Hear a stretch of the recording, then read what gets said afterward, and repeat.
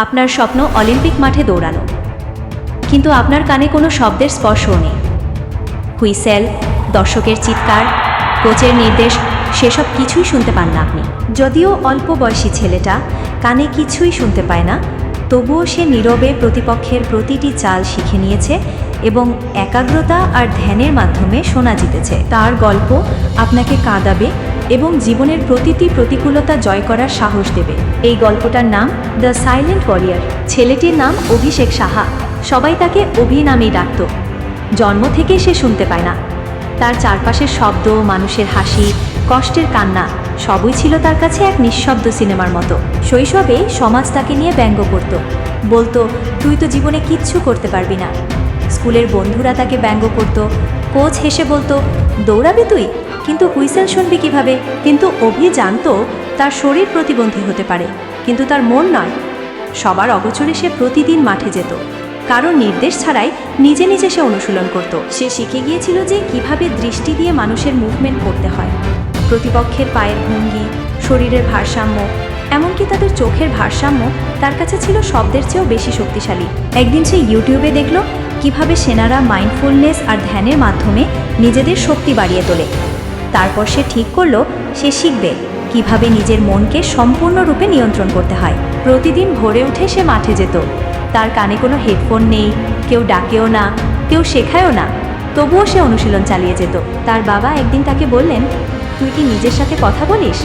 অভি উত্তর দিল, হ্যাঁ বাবা, কারণ আমি চাই আমার মনটা শব্দের বাইরে শুনুক। এরপর একদিন জেলার প্রতিযোগিতায় যখন অভি নাম লেখালো, অনেকে বলল তার দ্বারা কিছুই হবে না, কিন্তু মাঠে নামার পর সবাই চমকে গেল। অভি ঠিক হুইসেল না শুনে শুধুমাত্র প্রতিপক্ষের মুভমেন্ট দেখে স্টার্ট নিল, একদমই নিখুঁতভাবে। প্রতিযোগিতায় সে দ্বিতীয় স্থান অর্জন করল, কিন্তু তার চোখে জল, কারণ এটা ছিল তার প্রথম লড়াই, যেখানে সে প্রমাণ করেছিল আমি কোনো করুণা চাই না, আমি স্বীকৃতি চাই। এরপর একদিন আন্তর্জাতিক পর্যায়ে লড়াইয়ের সুযোগ পেল। তার অলৌকিক লড়াই শুরু। তারপর একটি স্পেশাল স্পোর্টস কমিটি তার ভিডিও দেখে ডাক পাঠালো, তোমাকে বিদেশে আমাদের দেশের হয়ে দৌড়াতে হবে।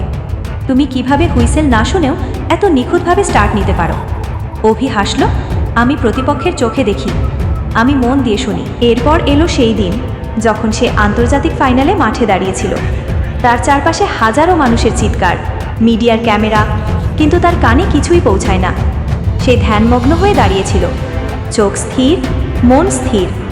তার প্রতিপক্ষরা চোখে ভয় দেখাচ্ছিল, শক্তি দেখাচ্ছিল, কিন্তু অভি দেখছিল তাদের ভেতরের নার্ভাসনেস। হুইসেল বাজল, অভি দৌড় শুরু করলো, শুধু চেহারা আর মুভমেন্ট দেখে সবার চেয়ে আগে।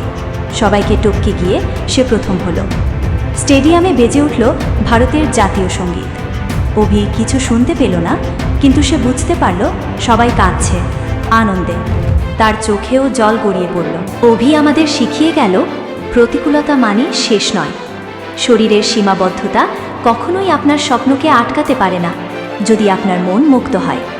সে এক নিঃশব্দ যোদ্ধা, যার অস্ত্র ছিল বিশ্বাস, ধ্যান আর অদম্য অধ্যবসায়। এই গল্প শুধু একটি সফল অ্যাথলেটের নয়, এটা আমাদের সকলের গল্প, যারা একবার না একবার নিঃশব্দে জীবনের সঙ্গে লড়ে সফলতা আদায় করে নিয়েছে।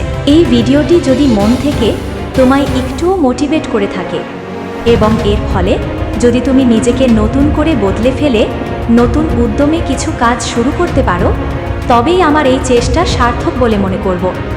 এই রকম অনুপ্রেরণামূলক ভিডিও পেতে আমার এই চ্যানেলটি সাবস্ক্রাইব করে নিতে পারো। ধন্যবাদ।